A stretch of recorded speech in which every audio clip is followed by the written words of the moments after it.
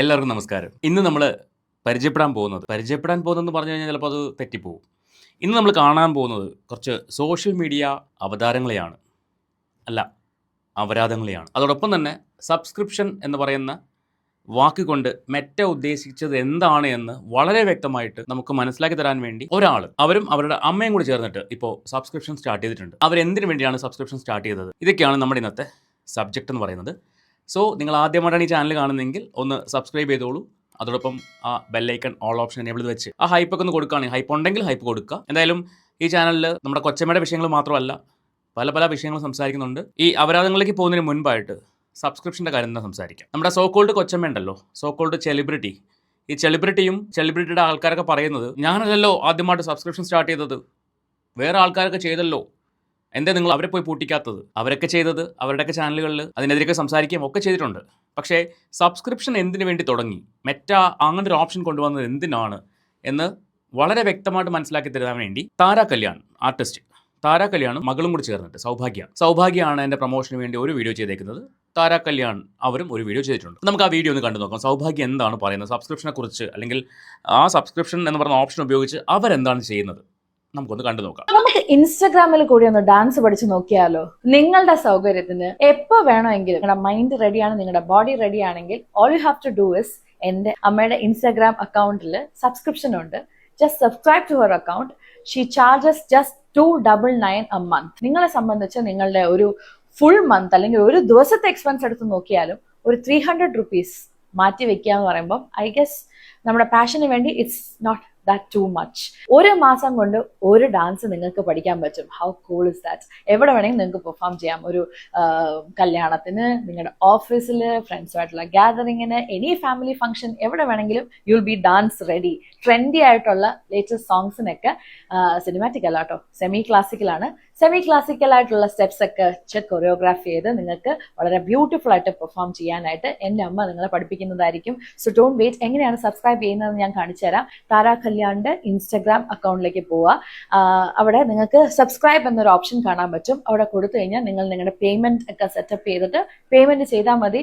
And every month auto pay പോലെ നിങ്ങളുടെ നിന്ന് പൈസ ഡിഡക്ട് ചെയ്തോളും. And you can cancel also any time. അത് നിങ്ങൾക്ക് ഇൻസ്റ്റാഗ്രാമിന്റെ ടേംസ് ആൻഡ് കണ്ടീഷൻസ് വായിച്ചാൽ മനസ്സിലാവും. And I don't think you would want to cancel. കാരണം നമുക്ക് ഡാൻസ് എപ്പോഴും അങ്ങനെയാണ്, എല്ലാവരെയും പിടിച്ചിരുത്താൻ കഴിവുള്ളൊരു കാര്യമാണ് ഈ ഡാൻസ് എന്ന് പറയുന്നത്. ആൻഡ് ഒരു സോഷ്യൽ മീഡിയ പ്ലാറ്റ്ഫോമിലൂടെ എന്തെങ്കിലും ഒരു കാര്യം പഠിക്കുന്നത് എത്ര നല്ലതാണ്. ഇൻസ്റ്റാഗ്രാം സബ്സ്ക്രിപ്ഷൻ എന്ന് പറയുന്നത് എപ്പോഴും മറ്റേതല്ല, ഇങ്ങനെയൊക്കെ ചില കാര്യങ്ങൾക്കും ഉപയോഗിക്കാം. അതെനിക്ക് ഇഷ്ടപ്പെട്ടു. അവസാനം പറഞ്ഞു ഇൻസ്റ്റാഗ്രാം സബ്സ്ക്രിപ്ഷൻ എന്ന് പറഞ്ഞാൽ മറ്റേതല്ല. അതെനിക്ക് ഇഷ്ടപ്പെട്ടു. മനസ്സിലായല്ലോ?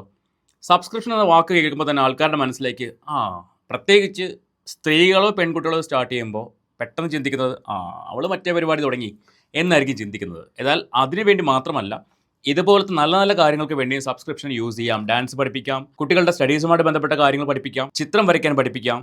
അപ്പോൾ പഠനവുമായിട്ട് ബന്ധപ്പെട്ട എന്ത് കാര്യങ്ങളും പൈസ കൊടുത്ത് പഠിക്കണം എന്നുള്ളവർക്ക് സബ്സ്ക്രിപ്ഷൻ സ്റ്റാർട്ട് ചെയ്ത്, അല്ലെങ്കിൽ പൈസ വാങ്ങിച്ച് പഠിപ്പിക്കണം എന്നുള്ളവർക്ക് സബ്സ്ക്രിപ്ഷൻ സ്റ്റാർട്ട് ചെയ്ത് അത് കണ്ടിന്യൂ ചെയ്യാൻ പറ്റും. അതൊരു വരുമാന മാർഗ്ഗമാക്കി മാറ്റാൻ പറ്റും. അല്ലാണ്ട് തുണി അഴിച്ച് ശരീരം കാണിക്കുന്നത് മാത്രമല്ല സബ്സ്ക്രിപ്ഷൻ എന്നാണ് ഞാൻ പറഞ്ഞു വന്നത്. തുണി അഴിച്ച് കാണിച്ച് പൈസ ഉണ്ടാക്കുന്ന കൊച്ചമ്മമാരോട്, അത് ഏത് കൊച്ചമ്മ ആയിക്കോട്ടെ, കൊച്ചമ്മമാരോട് പറയാനുള്ളത് എപ്പോഴും പറയുന്ന കാര്യമാണ്, നിങ്ങളുടെ മക്കൾ ഇതിൻ്റെ ഭവിഷ്യത്ത് അനുഭവിക്കും. അതിന് ഒരു സംശയം വേണം. ഈ ഒരു വീഡിയോ ശരിക്കും പറഞ്ഞാൽ സൗഭാഗ്യ താര കല്യാണം അവരെ ഇൻട്രൊഡ്യൂസ് ചെയ്യേണ്ട ഒരു വീഡിയോ ആണ്. പക്ഷേ ഇതിനകത്ത് തന്നെ ഞാൻ നേരത്തെ പറഞ്ഞ അപരാധങ്ങളെ കാണിക്കേണ്ടി വന്നതിൽ ഞാൻ ക്ഷമ ചോദിക്കുകയാണ് ഈ രണ്ട് പേരോട്. ഈ വീഡിയോയിൽ ഇനി വരാൻ പോകുന്ന കാര്യങ്ങളെന്ന് പറയുന്നത് ഞാൻ നേരത്തെ പറഞ്ഞ സോ കോൾഡ് അപരാധങ്ങൾ. സോഷ്യൽ മീഡിയയിൽ എന്ത് തോന്നിവാസം കാണിച്ചുകൊണ്ട് വൈറലാവാൻ വേണ്ടി നടക്കുന്ന കുറച്ച് മഹാന്മാർ, അവരെയാണ് ഞാൻ നിങ്ങളുടെ മുന്നിലേക്ക് പരിചയപ്പെടുത്തുന്നത്. നമുക്ക് ആദ്യത്തെ മഹാനെ കാണാം. ഈ മഹാന് കൊച്ചമ്മയോർത്ത് ഭയങ്കര സങ്കടമാണ്. നമ്മുടെ സെലിബ്രിറ്റി കൊച്ചമ്മയോർത്ത് ഭയങ്കര സങ്കടമാണ്. നമുക്ക് മഹാന്റെ സങ്കടം ഒന്ന് കണ്ടു നോക്കാം. എന്തിനാണ് ഈ മഹാൻ സങ്കടപ്പെടുന്നത് കാണാം. അവിടെ എന്താ ചെയ്തത്? അവൻ തുപ്പലെടുത്തിട്ട് കണ്ണിൽ പുരട്ടുന്നു. എന്തിനു വേണ്ടിയാ? കരയാൻ വേണ്ടി. കരച്ചിൽ എന്തിനു വേണ്ടിയാണെന്നറിയോ? കണ്ടു നോക്കാം.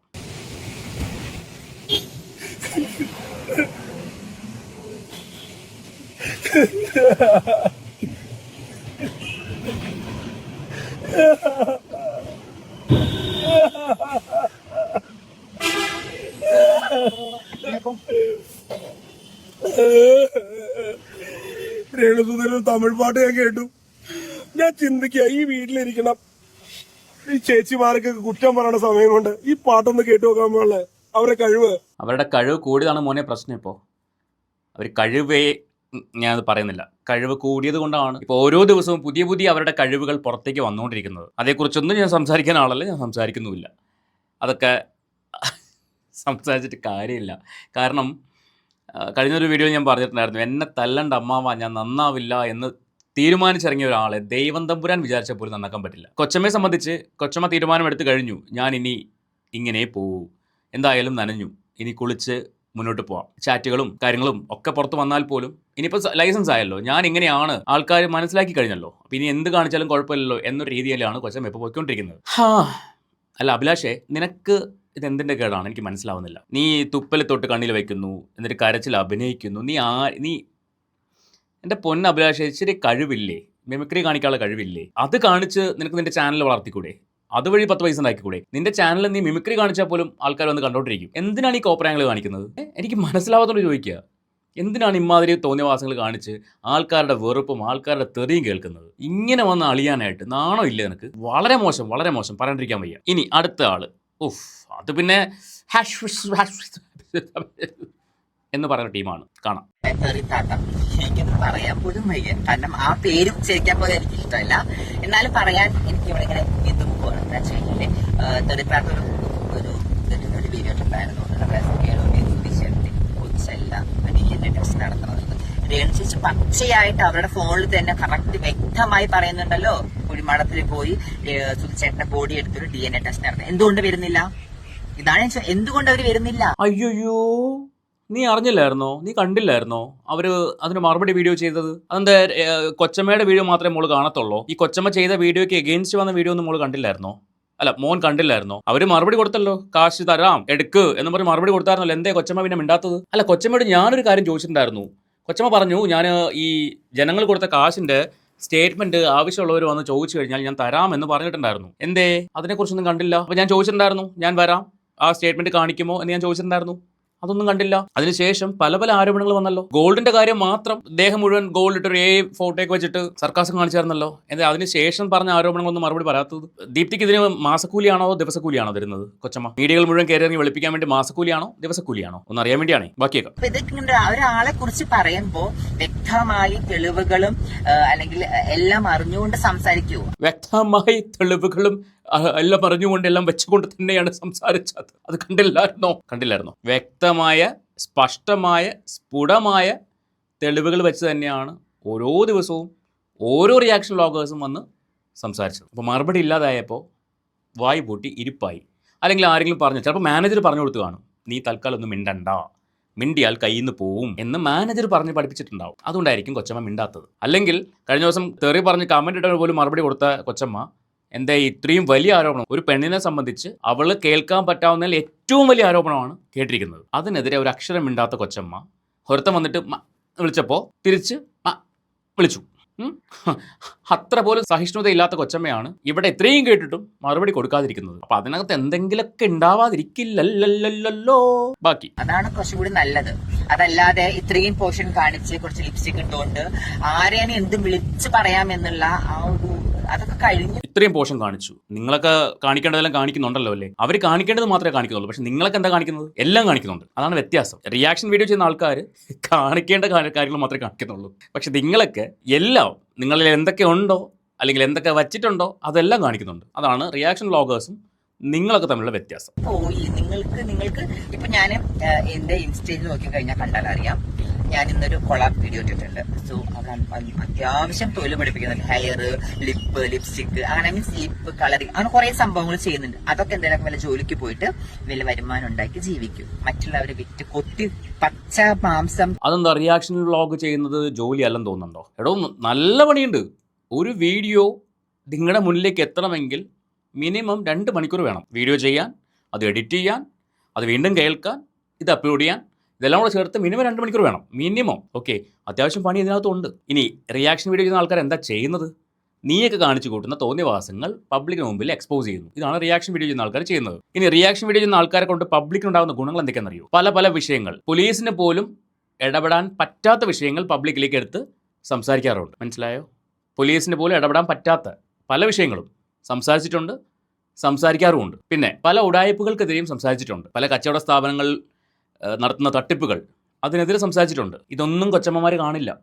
കൊച്ചമ്മമാർ കാണുന്നത് കൊച്ചമ്മമാരുടെ തോന്നിവാസം പറയുന്നത് മാത്രമേ കാണത്തുള്ളൂ. അതുകൊണ്ടാണ് ഇങ്ങനെ ഫീൽ ചെയ്യുന്നത്, ഇങ്ങനെ തോന്നുന്നത്. നിങ്ങൾ മറ്റേ അവിടെ ഇവിടെ തൊടാത്ത ഡ്രസ്സ് ഇട്ട് നടക്കുന്ന കാര്യങ്ങൾ ആൾക്കാർ വിളിച്ച് പറയുന്നുണ്ട്. കാരണം ഈ സോഷ്യൽ മീഡിയ എന്ന് പറയുന്നത് നിങ്ങളുടെ തറവാട്ട് സ്വത്തല്ല. ഇവിടെ ഒരുപാട് ആൾക്കാർ ഈ പ്ലാറ്റ്ഫോം യൂസ് ചെയ്യുന്നുണ്ട്. അവർക്ക് തോന്നിവാസമായിട്ട് തോന്നുന്ന കാര്യങ്ങൾ അവർ വിളിച്ചു പറയും. അതിന് ഒരു സംശയവും വേണ്ട. ബാക്കി കുത്തി തിന്നാതിരിക്കൂ പ്ലീസ്. ദയവ് ചെയ്ത് നിങ്ങളുടെ അടുത്താണ് പറയാനുള്ളത്. നിങ്ങൾക്ക് പറയാനുള്ളത് നിങ്ങൾ പറഞ്ഞോളൂ.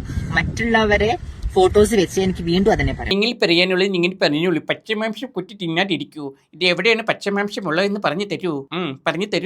മറ്റുള്ളവരെ ഫോട്ടോസ് വെച്ച്, അത് എന്റെയോ അല്ലെങ്കിൽ ആരുടെയെങ്കിലും ഫോട്ടോസ് വെച്ച് അവരെ മെൻഷൻ ചെയ്തിട്ട് നിങ്ങൾ ഇങ്ങനെ സമൂഹത്തിന് മുമ്പിൽ എന്തിനാണ് ഈ നാണം കെടുത്തുന്നത്?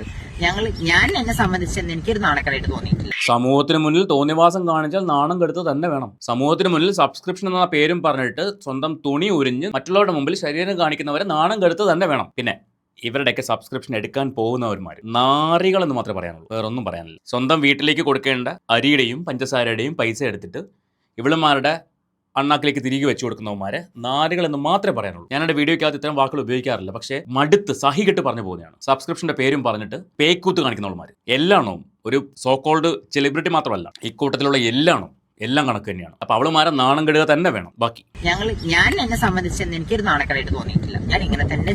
അതുണ്ടോ? ആ സാധനം ഉണ്ടോ? നാണം എന്ന് പറയുന്ന സാധനം ഉണ്ടോ? ഉണ്ടെങ്കിൽ ഇമാതിരി തോന്നിവാസം കാണിക്കില്ലല്ലോ. ഇവിടം വരെ തുറന്നിട്ട് ഞാൻ പറയുന്നില്ല. ജീവിക്കും മരണം വരെ. ദൈവം എന്നെ ജനിപ്പിച്ചിട്ടുണ്ടെങ്കിൽ ആ ദൈവം തന്നെ എന്നെ വിളിച്ചാലേ ഞാൻ പോകത്തുള്ളൂ. അതിന് ആരെന്ത് പറഞ്ഞിട്ടും കാര്യമില്ല.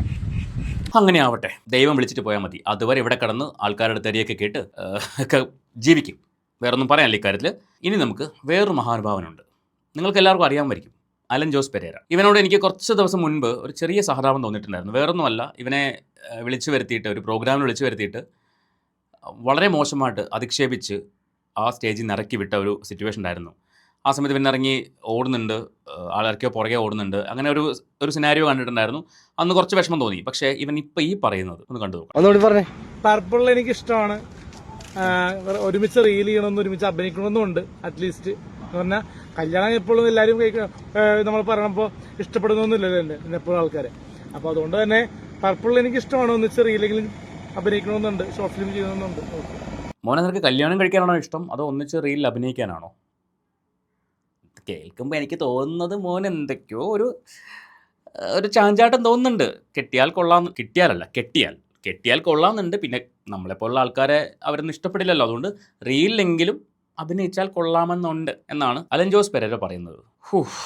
എൻ്റെയൊക്കെ തൊലിക്കട്ടി, എൻ്റെ ദൈവമേ, കാണ്ടാമൃഗത്തിന് പോലും ഉണ്ടാവില്ല ഇമാതിരി തൊലിക്കട്ടി. എങ്ങനെ സാധിക്കുന്നതാവേ? അലൻ ജോസ് പെരേര, ആറാട്ടണ്ണൻ, ഒരു വിഷ്ണു കൊച്ചിക്കാരൻ, അവനിന്ന് രാവിലെ ഒരു വീഡിയോ ഇട്ടിട്ടുണ്ടായിരുന്നു ഏതൊരു ചാനലിനകത്ത്.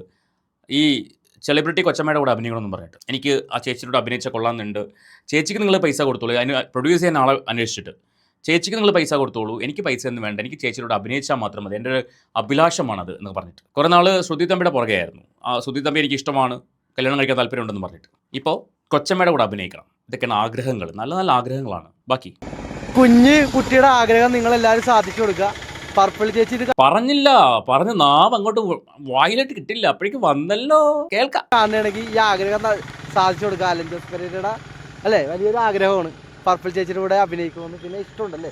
ഇഷ്ടമുണ്ടെങ്കിൽ കല്യാണം കഴിക്കാം. Okay, thank you. എടാ കൊച്ചു കള്ള, ഇഷ്ടമുണ്ടെങ്കിൽ കല്യാണം കഴിക്കാം. അത് പറഞ്ഞപ്പോൾ അവൻ്റെ ബ്ലഷ് ഫേസിൽ നടക്കട്ടെ. എല്ലാവിധ ആശംസകളും മോനെ. നിനക്ക് അല്ല, പർപ്പിളിന് അത് തന്നെ വേണം, ഇത് തന്നെ വേണം. എനിവേ, ഇതൊക്കെയാണ് നമ്മുടെ ഇന്നത്തെ വിശേഷങ്ങൾ. സോ നിങ്ങൾക്ക് വീഡിയോ ഇഷ്ടപ്പെട്ടെങ്കിൽ നിങ്ങളുടെ അഭിപ്രായം തീർച്ചയായിട്ടും കമൻറ്റ് ചെയ്യുക. ഈ ആൾക്കാരെ കുറിച്ചൊക്കെ നിങ്ങളുടെ മതിപ്പ് എത്രമാത്രം കൂടുതലാണ് എന്ന് എനിക്കത് അറിയാൻ ആഗ്രഹമുണ്ട്. പിന്നെ മറക്കരുത്, സബ്സ്ക്രിപ്ഷൻ താര കല്യാൺ ആൻഡ് സൗഭാഗ്യ വെങ്കടേഷ് അവരുടെ ചാനലിൽ ഡാൻസ് പഠിക്കാൻ ആഗ്രഹമുള്ളവർക്ക് ആ ചാനൽ സബ്സ്ക്രൈബ് ചെയ്ത് മാസം 300 രൂപയ്ക്കകത്ത്, അതായത് 299 രൂപയേ ഉള്ളൂ, സബ്സ്ക്രൈബ് ചെയ്ത് കഴിഞ്ഞാൽ നിങ്ങൾക്ക് ഡാൻസ് പഠിക്കാൻ പറ്റും. അങ്ങനെ കല വളർത്താൻ പറ്റും, കലാവാസന ഉണ്ടാക്കാൻ പറ്റും. സോ അത് നിങ്ങൾ ചെയ്യുക. ഞാൻ ഈ വീഡിയോ കൂടെ അത് തുടക്കത്തിലേ പറഞ്ഞു പോയത് അതുകൊണ്ടാണ്. ഈ അവതാരങ്ങൾക്കിടയിൽ അത് കൊണ്ടുവരാത്തത് അതുകൊണ്ടാണ്. സോ അത് നിങ്ങളൊന്ന് ശ്രദ്ധിക്കുക. സബ്സ്ക്രിപ്ഷൻ അങ്ങനെയും യൂസ് ചെയ്യാം, അല്ലാണ്ട് തുണി പറിച്ചാടുന്നത് മാത്രമല്ല സബ്സ്ക്രിപ്ഷൻ എന്നും കൂടി മനസ്സിലാക്കുക. നമുക്ക് മറ്റൊരു വീഡിയോ ആയിട്ട് വീണ്ടും കാണാം.